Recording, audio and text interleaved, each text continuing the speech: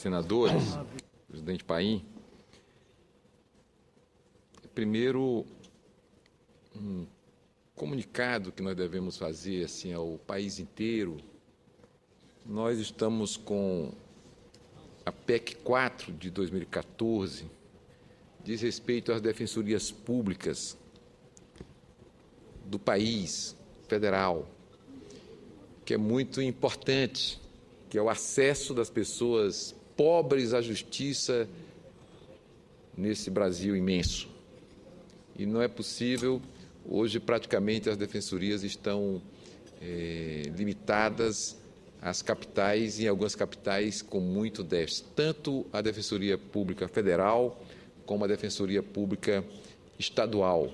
Mesmo no meu estado, o governador fez concurso público, convocou todos do concurso e mesmo assim continuamos com um déficit muito grande por conta de muitos defensores terem assumido o seu cargo, mas na sequência já foram convocados para outros concursos e nós continuamos com um déficit ainda muito alto. Portanto, vamos votar essa matéria, ela está praticamente pronta para ser votada, está em regime especial, já tivemos a terceira sessão de discussão, vamos entrar na quarta e na quinta já é a votação. A minha expectativa é que talvez ainda nesta quarta-feira os senadores consigam votar essa matéria e a gente, digamos assim, começar a virar essa página a respeito deste tópico importante da Defensoria Pública. Mas, senhor presidente, senhoras e senhores senadores, temos muitas questões na batalha política dos caminhos do Brasil e, comparativamente, a herança que recebemos em 2003, que tivemos que vencê-la, colocar o país de pé, retomar o crescimento, tratar com todas as áreas simultaneamente. Então, isso tudo, digamos que Dilma tem muito o que falar e precisa falar. Falar para o país, falar para o nosso povo, para não ficar subordinada àqueles que consideram que são os únicos capazes de dar opinião e conduzir a opinião pública da nossa nação. Por isso, a nossa presidente tem que percorrer, sim, o país. Amanhã, se puder, vou examinar aqui com os nossos colegas a nossa pauta, mas, se puder, estarei com a presidente na cidade de Jati, no estado do Ceará. Jati é o ponto de recepção das águas do Rio São Francisco no estado do Ceará. Dali, elas descerão em gravidade até alcançar o Riacho Salgado, o Rio Salgado, e do Rio Salgado ela vai encontrar as águas do Rio Jaguaribe e a barragem do Açude Castanhão, que foi uma construção também muito importante, e digo, durante um período difícil de governo, praticamente realizada com emenda de bancada, que nós tivemos que arrancar fórceps no Congresso Nacional. E no primeiro ano do governo Lula, nós concluímos a barragem do Castanhão, que é o grande pulmão que recebe as águas do Rio Salgado, recebe as águas do Rio Jaguaribe e agora receberá as águas do Rio São Francisco. Mas tem mais, é que nesta fronteira do Ceará com Pernambuco, na cidade de Jati, nós iniciamos uma outra obra com uma envergadura, se não igual, mas muito próxima da ligação do São Francisco com a bacia do Rio Salgado e do Rio Jaguaribe, no estado do Ceará. É que ali começa esse cinturão das águas, que vai interligar vários rios intermitentes, os chamados rios secos, que só tem água no período de chuvas, no meu estado, no Ceará. E essa ligação é fundamental, porque ela é a garantia de que não faltará em nenhuma região do nosso estado água para beber, mesmo nos mais prolongados períodos de estiagem, como o que estamos vencendo somente agora, que é um período que estamos tendo chuvas em boa parte da região Nordeste, que sofreu quase que 3 anos seguidos de estiagem, o que causou estragos significativos na nossa economia e, sobretudo, na sobrevivência de parte do rebanho da nossa região, inclusive no meu estado, o estado do Ceará. Então, ali em Jati, é esse encontro. É o encontro da interligação da bacia do São Francisco com o Rio Salgado e, na sequência, Jaguaribe e Castanhão, e o início também das obras do Cinturão das Águas. É ali que começa o Cinturão das Águas e que vai fazer um arco dentro do estado do Ceará, fazendo com que esta água do São Francisco, ao invés de chegar no único ponto, que seria a barragem do Castanhão, ela percorra um outro caminho dentro do estado do Ceará, permitindo que regiões ainda mais secas do estado tenham essa garantia hídrica.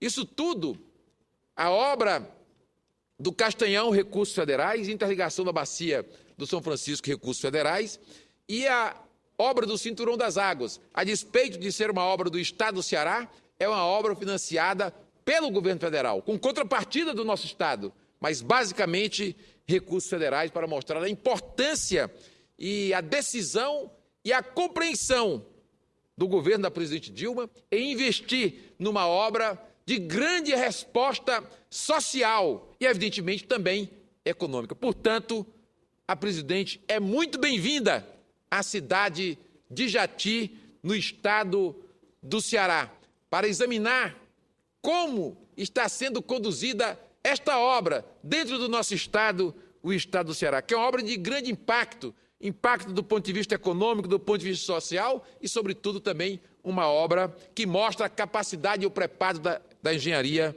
brasileira. Ali já estive algumas vezes e posso testemunhar a favor da nossa engenharia, da capacidade dos nossos profissionais e das nossas empresas. E a resposta da população da região também é muito positiva em relação à obra conduzida pela presidente Dilma e pelo governo do estado do Ceará, o governador Cid Gomes, que é o responsável, digamos assim, pela obra do Cinturão das Águas. Mas quero, senhor presidente, também ingressar num outro tema, que diz respeito à cantilena apresentada no discurso político pré-eleitoral, que é a pressão que vem sofrendo uma das políticas mais exitosas do início do governo do presidente Lula até aqui, e que se consagrou na aprovação de uma fórmula para reajustar o valor do salário mínimo anual. É uma fórmula simples, muito simples. Inflação mais a média do PIB dos 2 anos anteriores. Ora, senhor presidente, esse modelo tem permitido um aumento real do salário mínimo, embora que esse aumento real seja pequeno. Ele, podemos dizer, na nossa língua portuguesa, é muito pequeno. Sendo assim, tão pequeno, por que sofre tamanho bombardeio? Qual a razão? Qual a explicação? Os chamados especialistas que se revezam nos programas de televisão, nos textos oferecidos à mídia impressa, têm se debruçado sobre esse tema com uma fúria sem igual. Eu imagino como que se pode atacar uma fórmula tão simples e que permite que o salário mínimo tenha correção e, ao mesmo tempo, um pequeno aumento real. Esse pequeno aumento real tem sido, na verdade, a rigor, um dos maiores programas e mais exitosos programas que vem desde o início do período do governo do presidente Lula, nos seus 2 governos, e se manteve no governo da presidente Dilma Rousseff com aprovação pelo Congresso Nacional. É uma fórmula que nós consagramos aqui no Congresso Nacional. E por essa razão, senador Paim, nós temos discutido aqui, está em debate na Comissão de Assuntos Econômicos, projeto que nós oferecemos ao Congresso Nacional para análise. Qual é a nossa proposta? Nós apresentamos uma proposição que tem como objetivo, o PLS 31 de 2014, tem como objetivo manter a política salarial que nós aprovamos no Congresso Nacional por um período de mais 4 anos, indo até o ano de 2019.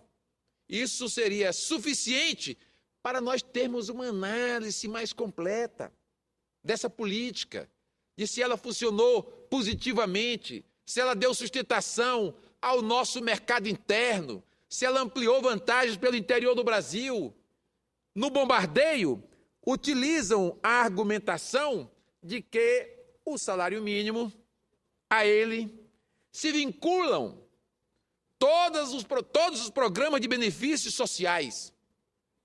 Então, todos os demais programas estão vinculados ao salário mínimo. E sempre, então, que temos uma correção, esse salário mínimo impacta a Previdência, porque 90% dos aposentados ganham salário mínimo, impacta os benefícios da Seguridade Social e impacta, inclusive, os programas de renda mínima, como o Bolsa Família e tantos outros. É verdade, é verdade. Só que esse impacto também, senador Paim, ele é muito pequeno. Ora, ele é pequeno e, ao mesmo tempo, é este modelo que tem injetado alguns bilhões de reais na economia do Brasil profundo, que tem injetado recursos na Bolsa do Trabalhador, no bolso do trabalhador, em todas as regiões, seja a nossa região Nordeste, o interior do meu estado, o Ceará, lá nas mais longínquas regiões do meu estado, ou do Nordeste brasileiro, ou do Centro-Oeste, do Norte, as regiões mais remotas do país têm sido beneficiadas pelo impacto da vinculação dessas políticas com o salário mínimo. Como referência o salário mínimo. Porque Bolsa Família e outros programas sequer têm vinculação qualquer com o salário mínimo. Mas elas têm uma referência. E essa referência tem ajudado, tem contribuído para que o nosso país tenha no seu interior profundo o povo com algum tipo de recurso, que tem alguma correção e que permite ele manter a sua capacidade de comprar nesse interiorzão brasileiro. É essa política do salário mínimo. Pois é essa política que está sendo bombardeada. Eu assisto aqui o debate sobre a escassez de energia, sobre o pedido das companhias, principalmente as que foram privatizadas na Bacia das Almas, pedindo reajustes e mais reajustes. Então, essas companhias podem pedir reajustes e mais reajustes. E não se pode manter a política de afirmação do salário mínimo como uma importante política de recomposição e manutenção do poder de compra da maioria esmagadora do povo brasileiro. É a maioria esmagadora do povo brasileiro que ganha salário mínimo. Os que ganham acima são poucos os que ganham acima. Mas essa maioria esmagadora se questiona a reposição do seu salário. Imagina, esses grandes especialistas da economia, por que não questionam os contratos que foram feitos com o setor de energia privatizado? Por que não questionam os contratos que foram feitos com o setor de telefonia privatizado? Que tem lucros exorbitantes, que tem tarifas que são as maiores do mundo. Não se discute isso. Não. Essa vinculação, porque esses preços estão todos vinculados, estão todos indexados, esses contratos não podem mudar, não podem ser alterados, mesmo que a olho nu seja visível o assalto que praticam contra o povo brasileiro. Mas aí não pode ter questionamento. Agora, no salário mínimo, se questiona. Por isso, senhor presidente, estou entrando com uma solicitação de urgência para que possamos apreciar essa matéria o mais rápido possível aqui no plenário do Senado Federal. É o PLS 31 de 2014. Esse PLS é tão simples que não sei se haverá alguma dificuldade para algum líder compreender a importância da sua aprovação pelo Senado Federal. E creio que o presidente do Senado também compreenderá rapidamente a importância de que nós não podemos deixar e não podemos vacilar, nem ter medo, nem recuar diante do escancarado debate promovido por alguns setores da sociedade brasileira, os que são mais beneficiados com os negócios do Brasil estão questionando o salário mínimo. Imagina, questionando o salário mínimo. Nós não podemos vacilar e nem recuar. Temos que garantir que o nosso país vai manter a política de salário mínimo. E essa manutenção, para que se tenha um exame se ela foi exitosa ou não, precisa, no mínimo, que a gente faça uma prorrogação de 4 anos para examinarmos com cuidado. Aí ela chegará aos seus 15, 16 anos de duração. Aí nós vamos examinar se ela foi benéfica à economia brasileira ou se ela prejudicou a economia brasileira. Se colocar um pouquinho mais de recursos, pouquinho, senador Paim, um pouquinho mais de recursos na mão do povo brasileiro, se ajuda a economia brasileira ou se prejudica a economia brasileira. Até agora, os dados examinados pelo Instituto Brasileiro de Geografia e Estatística demonstram que tem ajudado a economia brasileira. Não fosse esse saláriozinho na mão do povo, esse dinheiro estava todo indo embora. Estava todo indo para superávit primário, para pagamento de juros e não sobrava nada para o Brasil. Não sobrava nada para o Brasil. Então, esse impacto até agora tem resultado em positivo. É um resultado bom para a economia brasileira. Por isso, eu quero apelar aqui ao Senado Federal para que os senadores não tenham medo, para que não recuem, não se intimidem com o debate dito de especialistas,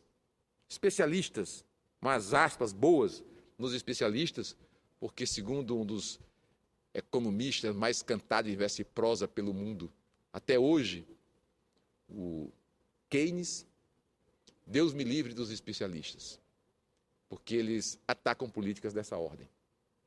Portanto, senhor presidente, meu caro senador Figueiró, senadores e senadoras que nos acompanham, e especialmente a população do nosso país, para que a gente fique atento, compreendendo bem a batalha política em curso no nosso Brasil e, sobretudo, o questionamento de uma política justa que nós assistimos na nossa nação, que foi a recuperação do salário mínimo no Brasil. Ele ainda está muito longe de responder àquilo que os constituintes desejavam, que era um salário mínimo capaz de cobrir as despesas de uma família, garantindo-lhe vida digna, com direito à moradia, transporte público, lazer, alimentação, né? Se vestir, se educar. Este salário mínimo nosso, hoje, ainda não responde a essas necessidades de uma vida digna de uma família que o Constituinte examinou que era o que deveria responder o salário mínimo. Ele ainda não responde, mas ganhou projeção nos últimos anos com a política de aumento real, o que significa recuperar um pouquinho a sua capacidade, o seu poder de compra e elevar um pouquinho a qualidade de vida do povo brasileiro. Encerro, senhor presidente, fazendo referência a uma batalha que Vossa Excelência travou aqui no Congresso Nacional. Era a batalha que você colocava um marco ideal de vamos alcançar os $100 no salário mínimo. Ora, nós fizemos, foi passado o negócio dos $100 aí. E hoje, o salário mínimo já ultrapassa, ou já ultrapassou, em termos de moeda americana, os $300. E espero que ele continue avançando, porque ele é o que permite, em certos momentos, que a atividade econômica ganhe também uma certa pujança. Porque ele, digamos, alimenta essa base gigantesca do povo brasileiro. Nós teríamos aqui que ter uma política mais ousada de recuperação do salário mínimo. E não precisa se preocupar com a sua vinculação, muitas vezes meramente simbólica, porque os programas de renda mínima não estão vinculados ao salário mínimo. A sua correção não está vinculada ao salário mínimo. E ainda são programas muito modestos no nosso país em termos de valor. Portanto, não haverá abalo na economia pela política um pouco expansionista do salário mínimo. Pouquinho expansionista do salário mínimo. Pelo contrário, é este salário mínimo que tem ajudado a dar uma certa sustância à economia brasileira. Vamos mantê-la, vamos lutar para mantê-la. Eu, portanto, solicito, senhor presidente, de que todos os líderes, se puderem, estiverem convencidos, assinem o pedido de urgência para que a gente vote o mais rapidamente possível o salário mínimo no projeto 31 de 2014, que o expande até o ano de 2019. Muito obrigado, um abraço a todos.